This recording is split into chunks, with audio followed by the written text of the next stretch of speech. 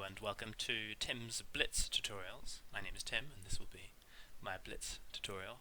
First of hopefully many in Unity tutorials. Today we'll be looking at very simple stuff, making new Unity projects, having a look at the layout of the UI in Unity, making some cubes, messing around with some physics, just getting started before in future episodes we jump straight into some code. So we're going to create a new project.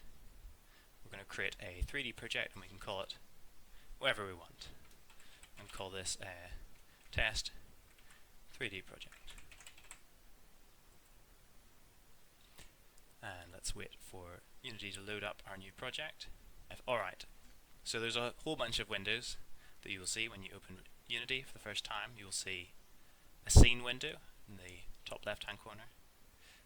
You'll see your game window, hierarchy, project, and inspector. And these are the different elements of Unity you will need to use and flick between to manipulate all the different elements in your Unity scene. What is a scene? This is the scene view within which you can see all of the different objects that are in your scene. Think of it as the scene from a play. It's all the different parts that make up the current section of the game that is going to run. When your scene does run, you will see what you will actually see when you're playing the game in this game window here. The hierarchy is incredibly important. It shows you all of the different elements that are in the scene. For example, we have a main camera and a directional light in our scene to start with by default. And you can see from this inspector, when I click on the main camera, details of that main camera. Also, when I click on the directional light, I can see in the inspector details of that directional light. And that is the case for all of the elements and objects in our scene. Alright, let's start by creating a new object. And we can do that by right-clicking in this hierarchy, in the scene hierarchy. And then all of these options here, from 3D objects all the way down to camera, are different kinds of objects we can create, different prefabs that already come with Unity.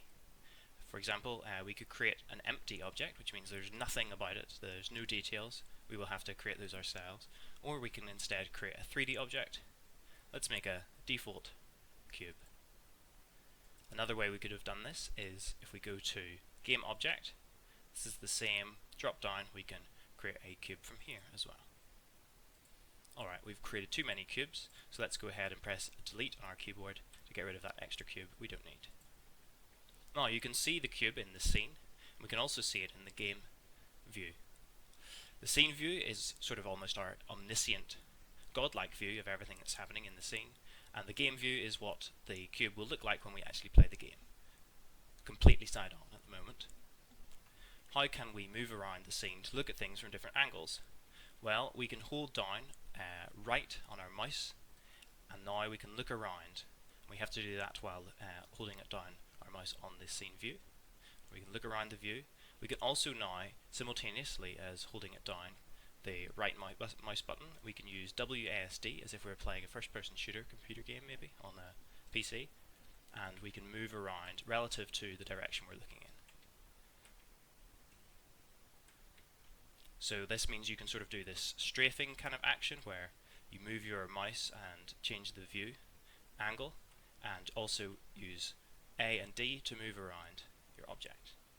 There's a couple of other fancy tricks we can use. We can press F when we are highlighted on one of these objects to focus on that object. So if I say, well, where's my cube? I'll press F. That will be centered on my scene view. If I say, well, where's my camera? Press F. Now I can see my camera in focus. F for focus. Now let's say we didn't want, when we play the game, to look like this because we don't want to see our cube totally side on. We maybe want to see it from above. We can use these 3 directional arrows to move our objects in the scene. So let's move our camera up. Oh, and you can see our cube changing position based on the camera's perspective in our game view. Let's go ahead and move towards our camera. We can look at it. One thing we might want to do is have a sort of Zelda-esque top-down, slightly angled view. So not only do we want to move our camera up a little to sort of get that top-down view, we also want to rotate our camera so it's looking more downwards. How might we rotate it? Well, here we've got several different options. We've got our move tool, which is the current tool that's allowing us to move this along these 3 axes. And we can also rotate it if we click on this, or we can use the keyboard shortcuts of Q for this option, W for our move option, E for our rotate option, and so on across the keyboard. Let's take one of these axes of rotation, the red axis, and rotate it down. Now we can sort of see above our cube. But our cube needs to be contrasted with the ground. So let's go ahead and create a new 3D object. We can create all sorts of objects. We can create cylinders, we could create spheres. They all will default spawn in the same place, so we can focus over to them and move them to different places so we can see them. And one more thing we can do that's particularly useful here is we can create a plane. A plane is just one surface. You can't even see it. If you go below it, you can't even see it from below because it only has one side. So this can be our ground. Let's go ahead and position it here. We've got our different objects above the ground.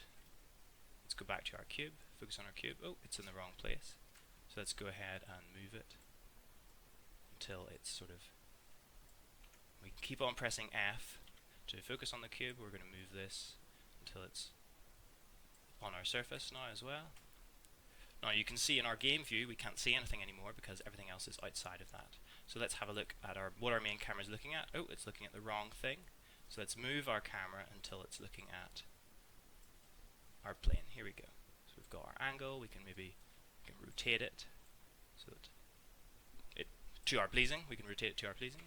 Move it down, move it closer to our scene. Alright. One thing you might have noticed about this scene is that it's all white and it's not very high contrast. You can't really see the cube very well. That is because none of these objects have materials. The materials are the elements of in Unity that determine what your the textures, what the surface of your objects will look like.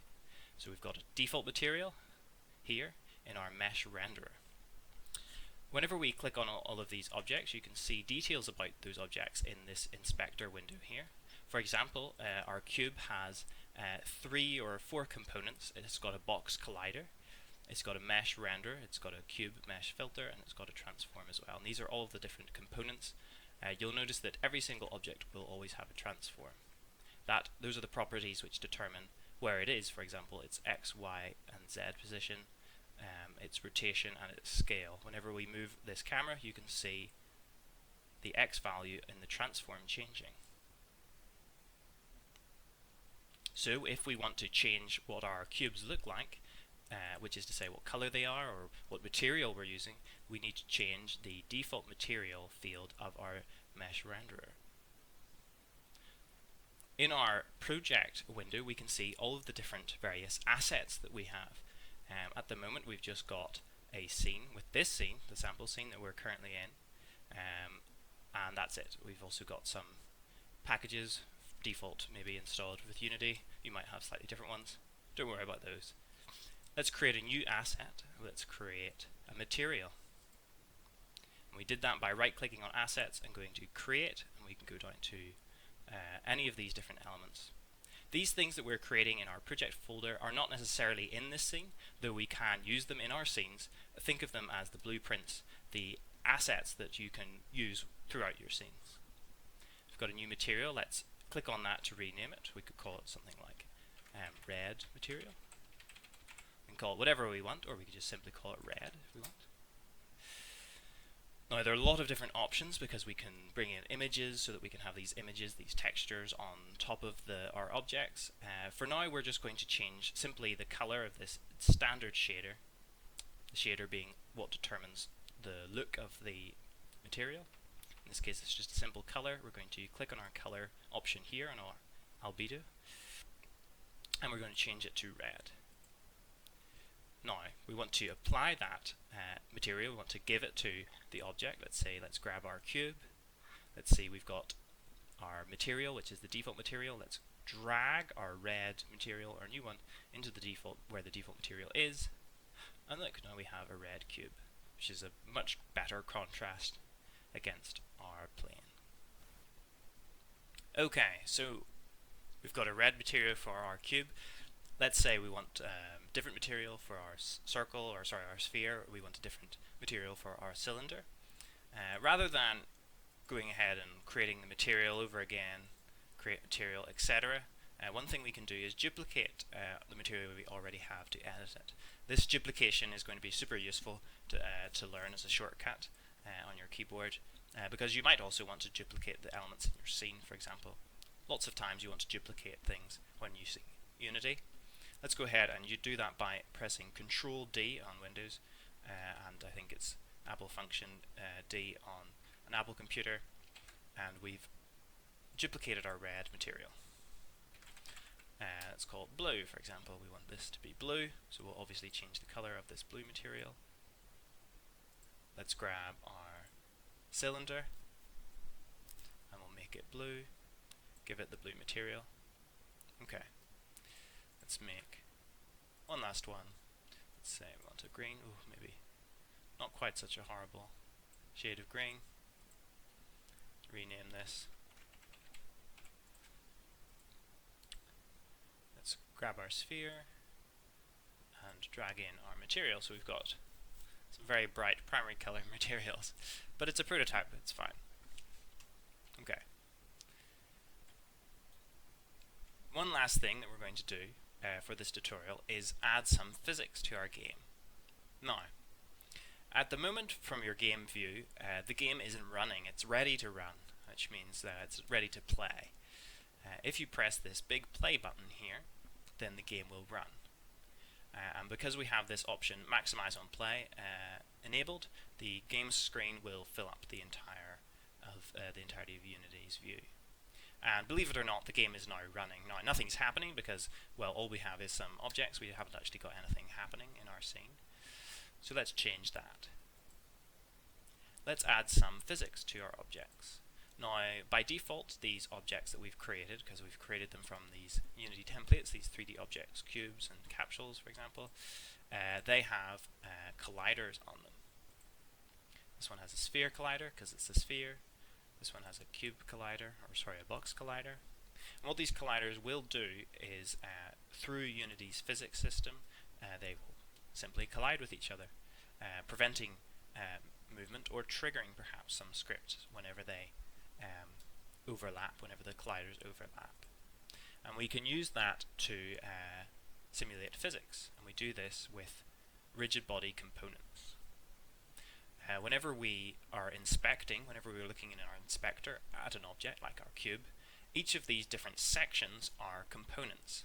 For example, we've got our transform component, our mesh renderer component, and the collider component I was just talking about. We can add components. We can make our own, or in this case, we can we can add Unity's default components. And we can do this by searching for them. For example, the component I want to add is a rigid body. Not a rigid body 2D, that's for a 2D game. Now, what is a rigid body? A rigid body will, through Unity systems, simulate physics. For example, if there's gravity, it will pull the object down. If the object has a collider and that collider collides with another collider on a different object, then they will interact through Unity's physics simulation. So let's go ahead, let's grab our cube, give it a rigid body. Let's grab our sphere, give it a rigid body. Let's grab our cylinder. Let's not give it a rigid body so you can see what happens without physics. And our plane has a mesh collider on it as well, so when we hit play, these objects will simulate through physics and they should collide with the plane. And there you have it. You can see the sphere falling down, colliding with the plane. That's not very interesting. So let's rotate our plane slightly so that we'll see the ball sort of rolling off the plane. That'll be more interesting. And the cube will also raise it up a bit so that you can see it falling through gravity in this physics simulation. There we go. Oh. And the green ball will be falling forever. So you can see from this tutorial, hopefully, how to create objects in the scene, how to add components to them, how to navigate the whole layout of Unity, and how to add rigid bodies. In the next tutorial, we'll be jumping straight into code.